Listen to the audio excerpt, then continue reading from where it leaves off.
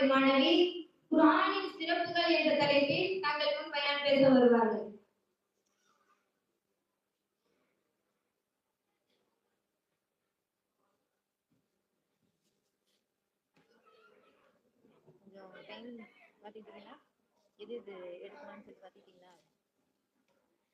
அஸ்ஸலாமு அலைக்கும் வரஹ்மத்துல்லாஹி வபரகாத்துஹு. நஹ்மதுஹு வ நுஸல்லி அலா ரசூலில் கரீம். அம்மா பஅத். ஃபகத் கால அல்லாஹு தஆலா ஃபில் குர்ஆனில் அலீம் வ ஃபில் ஃபுர்கானில் மஜீத்.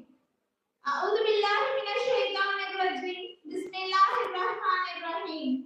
ஷஹ்ரு ரமலான் அல்லதி உன்சில ஃபீஹில் குர்ஆனு ஹுதல் லின்னாஸி வ பையினாத்தின் மினல் ஹுதா வல் ஃபுர்கான். ஸதகல்லாஹுல் அலிய்யுல் அலீம்.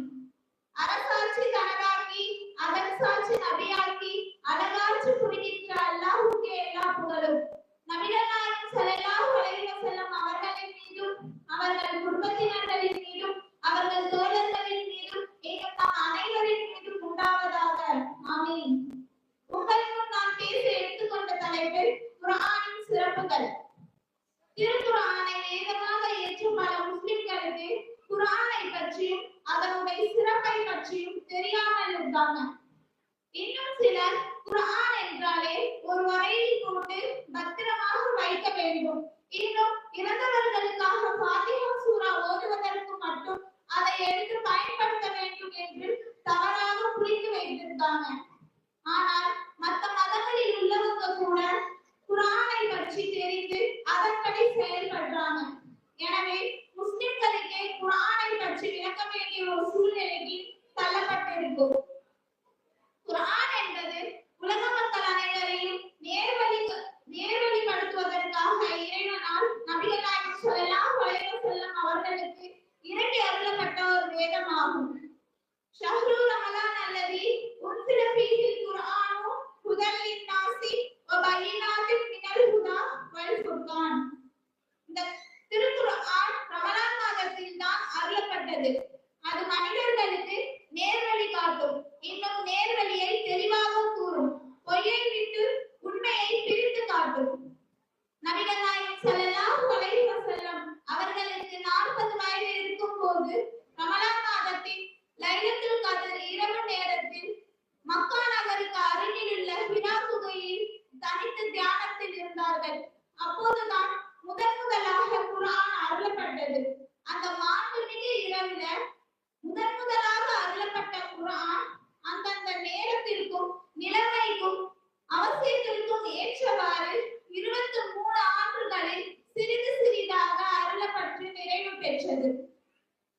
இந்த குர்ஆன் முதலில் அல்லாஹ்வுடைய புறத்தில் இருந்து ஜிப்ரீல் அலைஹிஸ்ஸலாம் அவர்களின் மூலமாக நபிகள் நாயகம் ஸல்லல்லாஹு அலைஹி வஸல்லம் அவர்களுக்கு வந்தடைந்தது.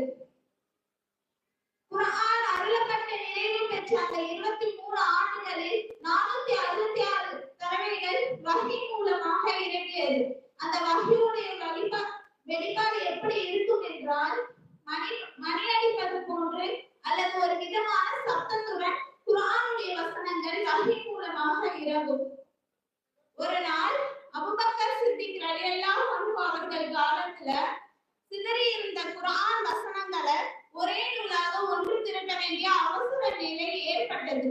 ஏனென்றால் யமாமா என்ற இடத்துல அறப்போர் நடந்து வந்தது. அந்த அறப்போர்ல 70க்கும் மேற்பட்ட ஹாஃபிகள் இறந்துட்டாங்க. அதை பார்த்த உமர் ரலியல்லாஹு அன்ஹு அவர்கள் அபூபக்கர் சித்திக் ரலியல்லாஹு அன்ஹு அவர்களிடம் போய் சொல்றாங்க, இதுக்கு மேலே அறப்போர் நடந்துச்சுன்னா அந்த அறப்போர்ல மீதமுள்ள ஹாஃபிகள் இறந்துருவாங்க. அதுக்குள்ள நம்ம குர்ஆனை ஒரே நூலாக ஒன்று திரட்டணும் என்று நீங்க உத்தரவிடுங்க அப்படின்னு சொல்றாங்க. அதுக்கு அபூபக்கர் சித்திக் ரலியல்லாஹு அன்ஹு முதல்ல மறுத்துறாங்க. பிறகு அதை ஏற்றுக்கிட்டு ஜெய்தின் தாபிக் ரலியல்லாஹு அன்ஹு அவர்களை அழைத்து வர சொல்றாங்க. அவர்களும் வராங்க. அவர்களிடம் குர்ஆனுடைய வசனங்களை எல்லாம் ஒரே நூலாக ஒன்று திரட்டணும் என்று உத்தரவிடுறாங்க. அதுக்கு ஜெய்தின் தாபிக் ரலியல்லாஹு அன்ஹு அவர்கள் முதல்ல முடியாதுன்னு சொல்றாங்க. ஏன்னா நபிகள் நாயகம் ஸல்லல்லாஹு அலைஹி வஸல்லம் அவர்கள் செய்யாத ஒன்றை நான் எப்படி செய்ய முடியும் அப்படின்னு முடியாதுன்னு சொல்லிடுறாங்க. பிறகு அங்க நடக்கக்கூடிய சூழ்நிலை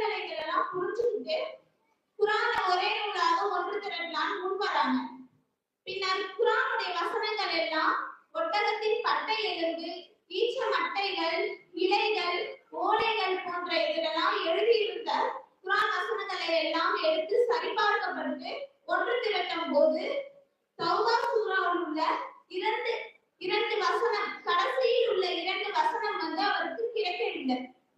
ரொம்ப சிரமப்பட்டு கடைசியில நபிகளாரின் தோழரான அபூ மஜ்மத்துல் அன்சாரி அவர்களிடம் இருந்து அந்த இரண்டு வசனங்களை அவங்க பெற்றாங்க. அதுக்கப்புறம் குர்ஆன ஒரே நூலா ஒன்று திரட்டி பெரிய பெரிய ஹாஃபில்களை கொண்டு சரிபார்க்கப்பட்டு முதல்ல அபூபக்கர் சித்திக் ரலியல்லாஹு அன்ஹு அவர்களிடம் இருந்து வந்தது. அவர்களுக்கு அடுத்து உமர் ரலியல்லாஹு அன்ஹு அவர்களிடம் கைமாறியது. அவர்களுக்கு அடுத்து நபிகளாரின் மனைவியும் உமர் ரலியல்லாஹு அன்ஹு அவர்களுடைய மகளான ஹப்ஸா ரலியல்லாஹு அன்ஹா அவர்களிடம் ஒப்படைக்கப்பட்டது. அதற்கு பிறகுதான் மூன்றாம் கலீஃபாவான உஸ்மான் ரலியல்லாஹு அன்ஹு அவர்கள் அப்போ எழுதப்பட்ட குர்ஆனை வாங்கி அதே போல நிறைய அச்சடிச்சு அரசு முத்திரையிட்டு பல இடங்களுக்கு அனுப்பப்பட்டாங்க. அப்போ எழுதப்பட்ட குர்ஆன் இன்னும் தாஷ்கான், லண்டன், இஸ்தான்புல் போன்ற இடங்கள்ல இருக்கின்றது.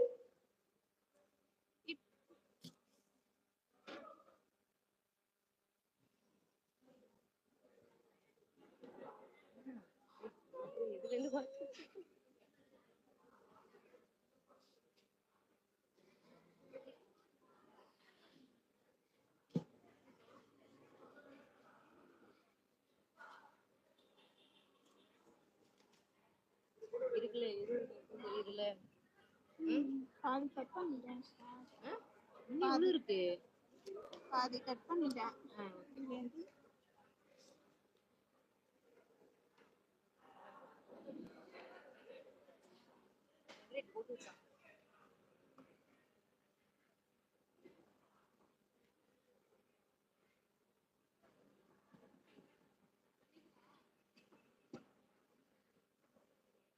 இல்ல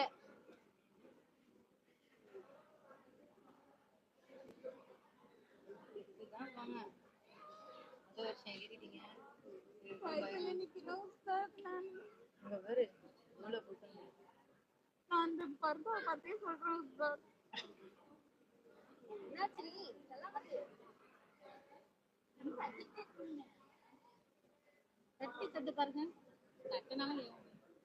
கேட்கல.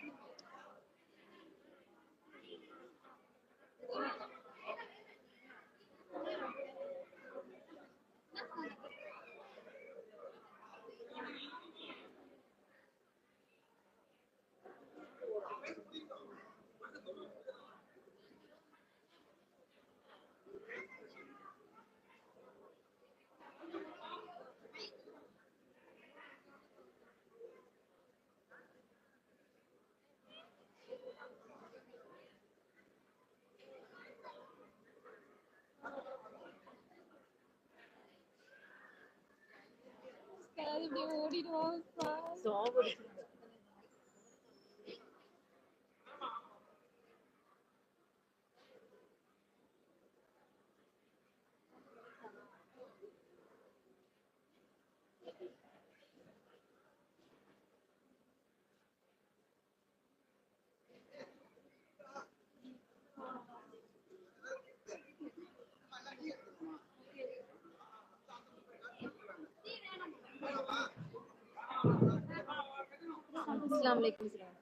अस्सलाम वालेकुम வரஹ்மத்துல்லாஹி வபரகாத்துஹு.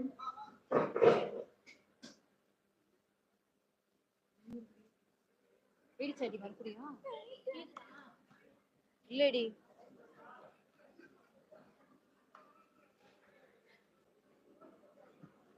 இல்ல சலாமத்து போயிடுச்சு. போயிடுச்சா?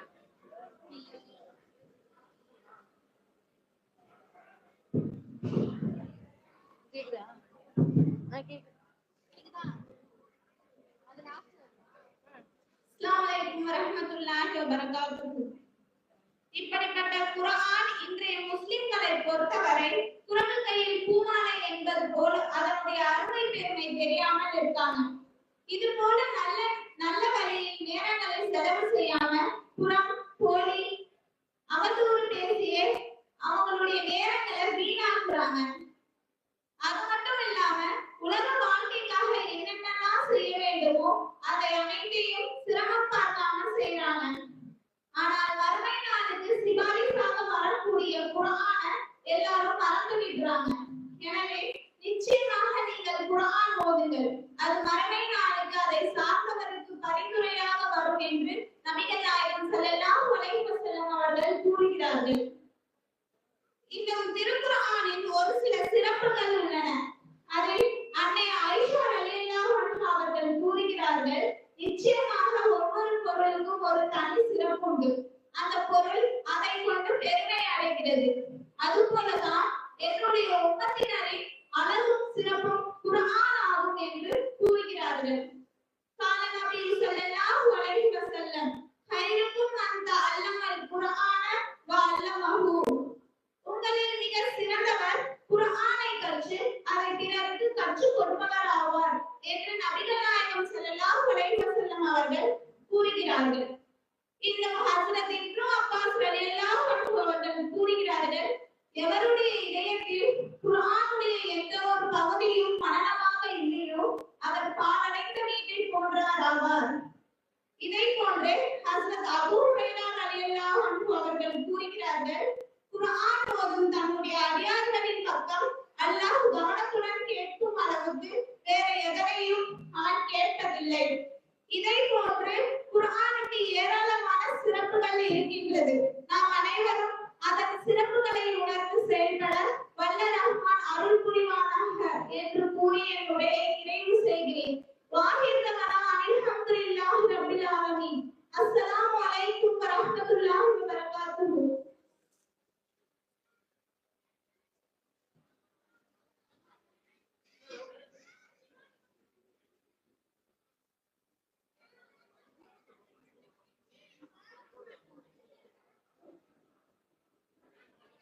மாஷா அல்லாஹ், அழகான முறையில குர்ஆனுடைய சிறப்பை பத்தி பயன் பேசினாங்க. அல்லாஹ் அவர்களுடைய நாமாற்றலை மேலும் அதிகப்படுத்துவானாக.